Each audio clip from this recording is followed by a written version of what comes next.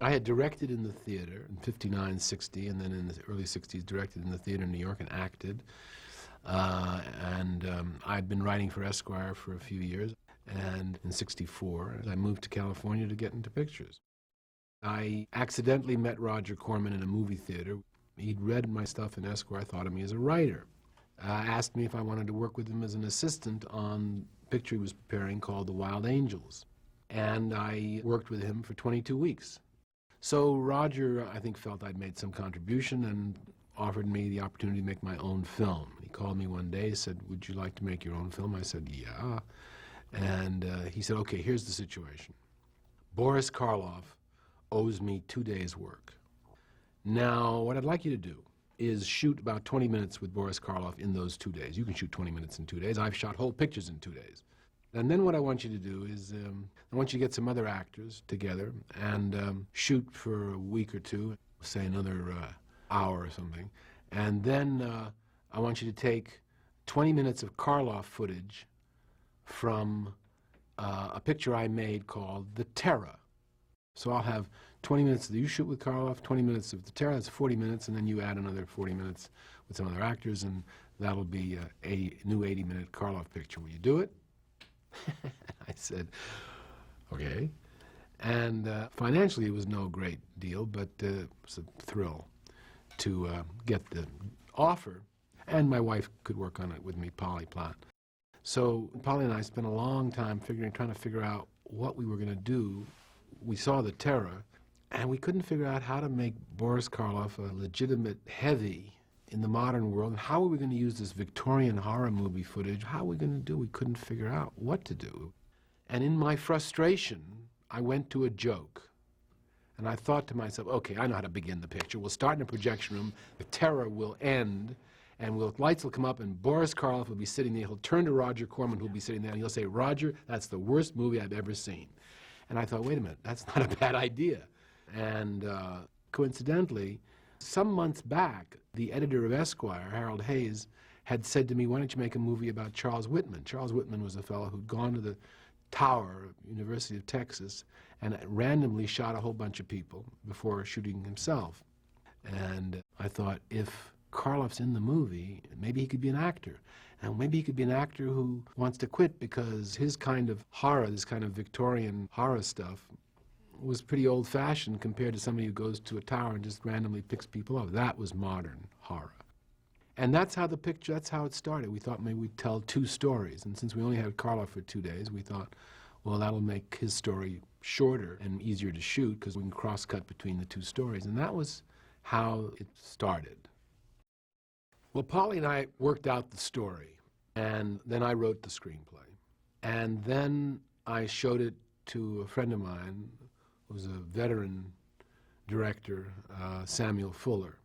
And in about 2.5 hours, pacing back and forth, he basically rewrote the script, giving me the most extraordinary ideas.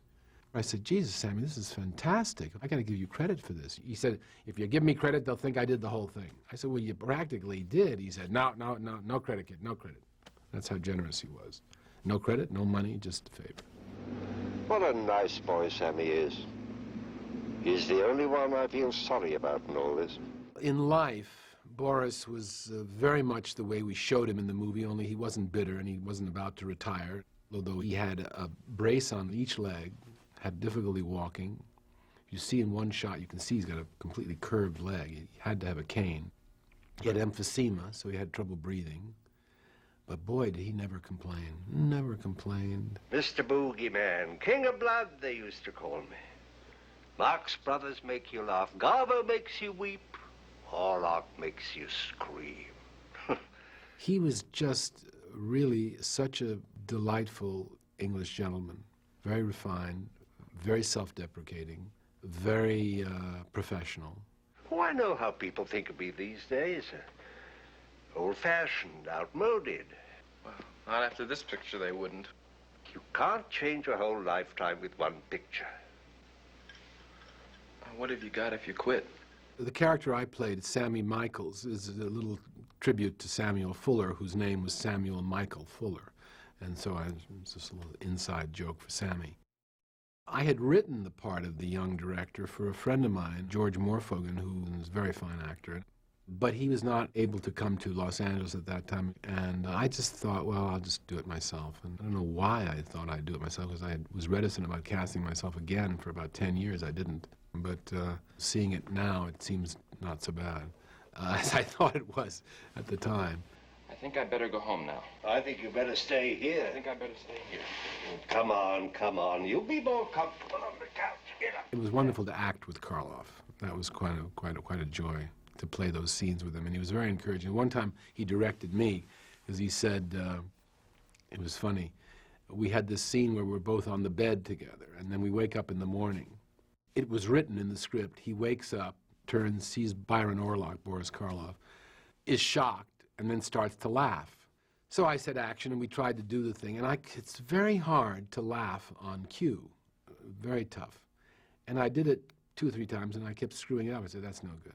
And Boris finally turns to me slightly exasperated. He says, you know, just because you wrote it in the script that the character laughs doesn't mean you have to do it. I mean, you wrote it. You can also ignore it. I said, okay, thanks for the direction. And I did ignore it, and I just played like I was shocked. And we got it rather quickly. Huh? Have you gone mad? And then Boris added the joke when he sees himself in the mirror. Oh. Does a take on himself, which was very funny.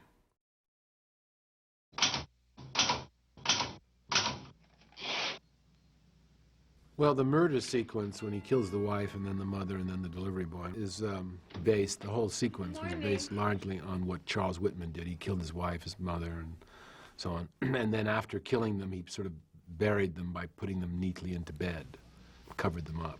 Horrible. And we just took it from that situation. It was actually shot in many little pieces, particularly the shooting of the wife, which is very shocking. And we did it very montage-oriented, where each piece doesn't have any meaning unless it's put with the other piece. Aren't you gonna go to work? We shot all that in a little studio. And all the sets were basically the same sets, repainted, and walls moved around. Polly designed it so that we could use the same flats and repaint them and redress them and so on. And that was the beginning of the horror sequences. We shot on the freeway, and we looked into it, and you're not allowed to shoot on the freeway at all. On the freeway, at the freeway, near the freeway, anything. Well, you know, the thing I'd learned through Roger Corman was you don't pay attention to rules if you're going to shoot guerrilla warfare kind of filmmaking, and so we didn't pay any attention to the rules. And we shot on the freeway, at the freeway, and staged scenes on the freeway. And I don't know how we got away with it. The whole freeway sequence, everything, him arriving, the shootings, all that was done in 2 days. And every bit of it was done silent. We tried to save money, so we didn't have any sound. And Verna Fields, who was a sound editor then, this is before she became a film editor, she put in all that sound. Everything in the freeway sequence was shot silent, and she put it in later.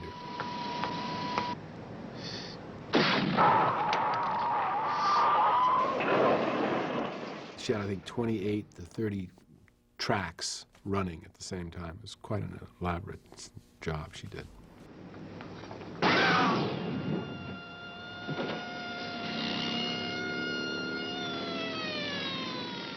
I listened to Sammy Fuller, who said, save your money for the finish, kid. So we saved our money for the finish, and the last sequence, which runs about 20 minutes, was all shot in 12 days. It was quite elaborate.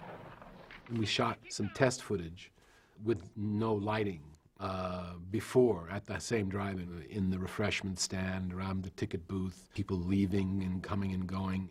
And we threw it all in. We used it all, every second we had. And it was shot in a real projection booth. That was the real projectionist, whose name happened to be Byron, which is weird. And we didn't have that many extras. We didn't have that many cars. We just had to make it look like we did.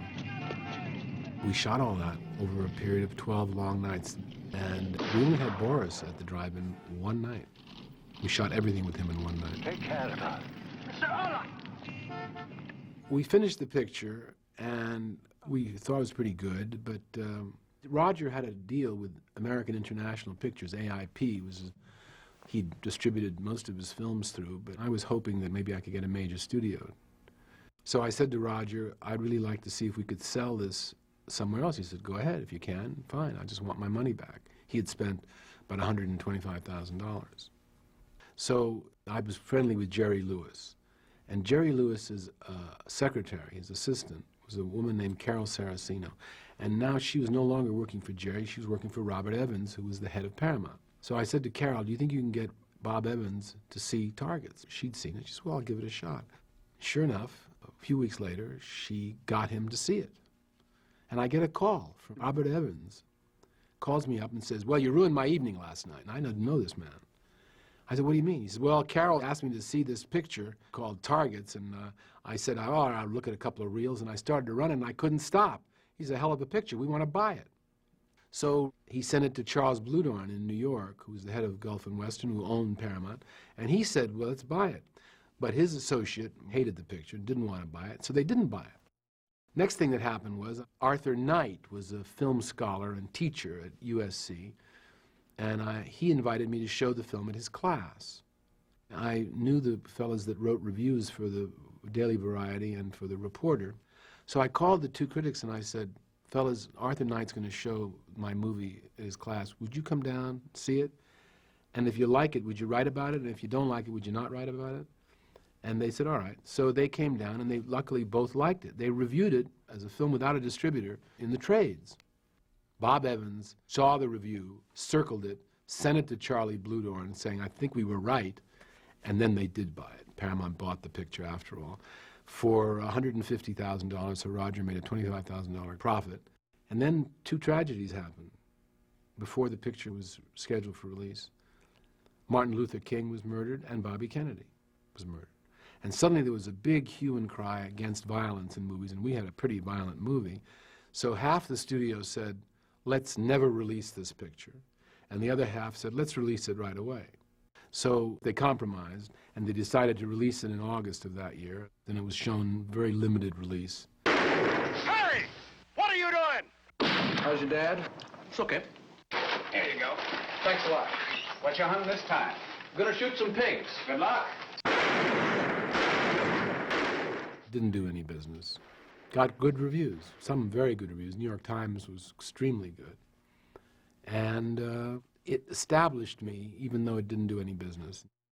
The people who produced Easy Rider, ironically, saw the picture, and they got in touch with me and said, anything I ever want to make, I should come to them first. And I eventually came to them with a book called The Last Picture Show, and they made it. It wouldn't have happened without Targets, which wouldn't have happened without Roger, which wouldn't have happened without Karloff. And so that's how it goes in the movie business. One thing leads to another.